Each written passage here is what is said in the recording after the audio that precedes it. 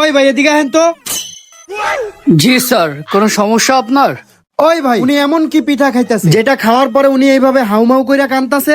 Sir, এটা আমাদের special Naga পিঠা, আর এই পিঠা খাওয়ার পরে সবাই হাউমাউ করে কান্না করে।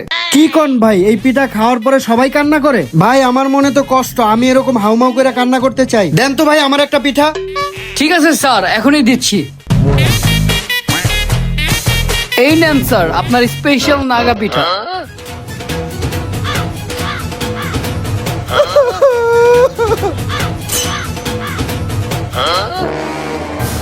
ওই ভাই এদিকে আসেন তো। জি স্যার, কোনো সমস্যা?